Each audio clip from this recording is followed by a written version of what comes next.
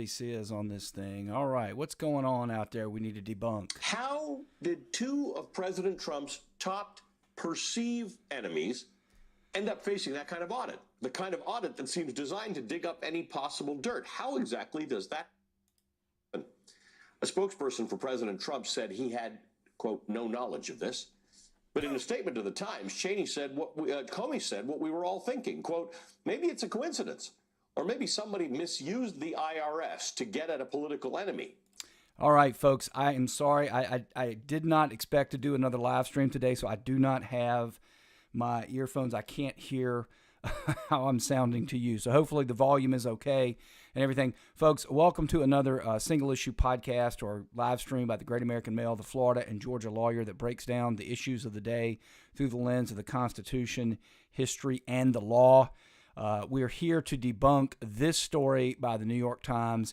Breaking bombshell. I covered it on my podcast live stream this morning. By the way, if you're listening to this, please subscribe, clip it, share it. Sharing is caring. It would really help content creators like myself out if you would subscribe to this channel and let your friends know about it. Now, folks, it got on MSNBC. It's making the rounds. A Harvard law professor, Larry Tribe, if you don't know who Larry Tribe is, he is the dean of liberal thinking about the Constitution. He says it's a crime. That's typical thing. This is one of the biggest, dumbest hoaxes I've seen. And we debunk a lot of hoaxes on the Great American Mail. So again, you do want to subscribe because we're going to debunk this. I think I can do it in about 5 minutes, about how long it took me on the live stream this morning. But I wanted to be able to clip this so people could just have this thing. So here's the headline from the New York Times. Comey and McCabe, who infuriated Trump, both faced intensive IRS audits. All right. The former FBI director and his deputy, both of whom former President Donald J. Trump wanted prosecuted, were selected for a rare audit that the tax agency says is random. Okay.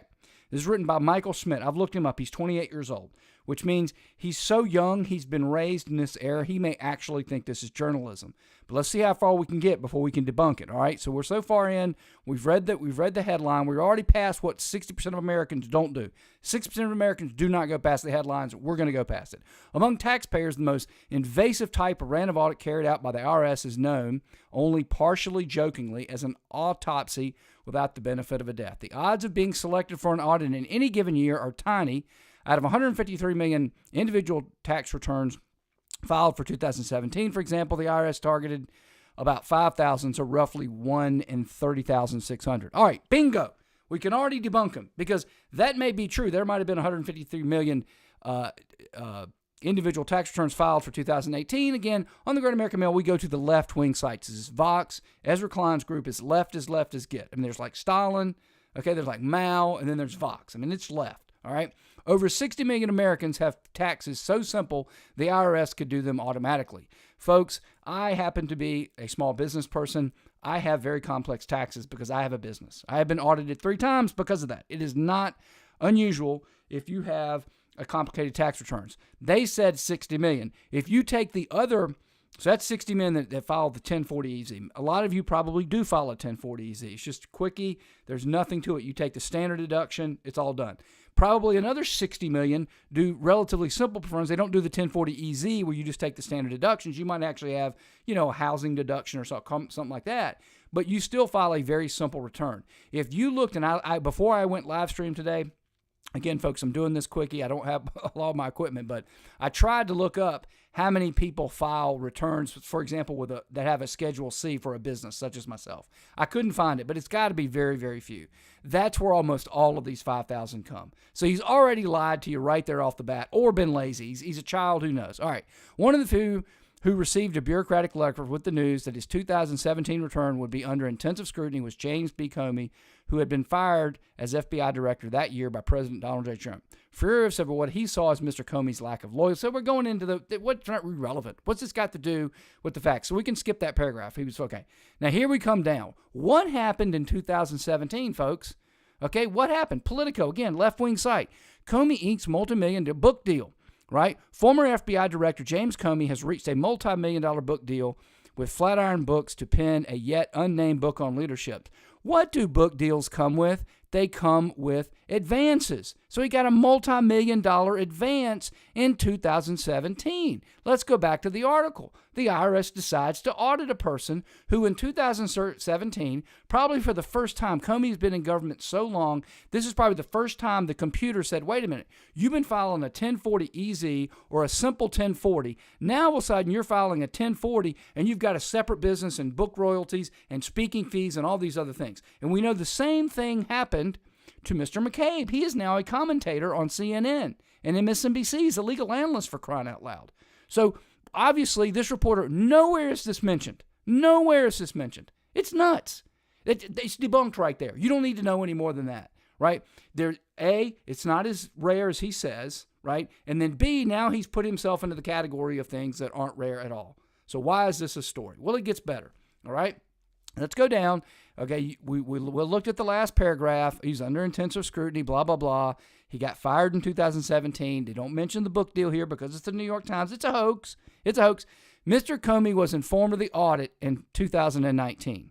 2 years later, the IRS, still under the leadership of a Trump appointee after President Biden took office, that may be the purpose of this article. Do we want to get a Trump appointee fired over a fake hoax? That's probably what this is about.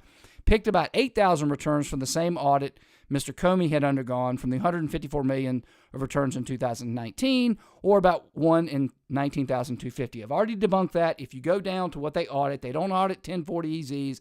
They don't audit 1040 simple forms where you're just taking deductions. They check the math. They don't do an audit. They audit people like me. They audit small business people or people like Comey or McCabe who are getting extra sources of income and they're free, 3 or 4 of them.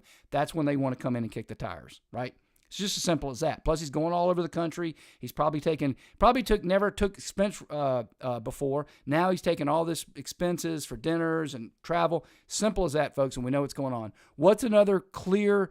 So we've now debunked it through 2 times, right? The fact that they didn't mention that Comey got a new book deal. McCabe got a deal. They're filing different returns. They lied about the type of return. We see here that they're looking to get rid of Trump's appointee. That's what they're trying to do, clearly. All right, and what's the third thing? Mr. Comey was informed of the audit in 2019. 2019 is 3 years ago, folks. Over 3 years ago, maybe 3.5, depending on where in 2019. You're telling me that the New York Times is just now discovering this? You mean to tell me that James Comey is just now figuring out he got the letter? He got the letter 3 years ago. They've known about this for 3 years. All right, the final debunk, and I'm going to be able to do it in less than 10 minutes, which is the magic number for me. I like to do that. Again, I hope the volume is good because I don't have my earphones. I didn't think I was going to do a live stream. Here's the last debunk, all right, about this. And this is just really kind of silly if you think about it. But the New York Times has to come out and run these types of stories. Why? Because they're out here trying to take the focus away from something else. We don't know what it is. Maybe it's to get Trump's a person who's running the IRS fired, or maybe they're trying to distract from something else out there that the Biden administration or the left wants to do. I don't know, all right?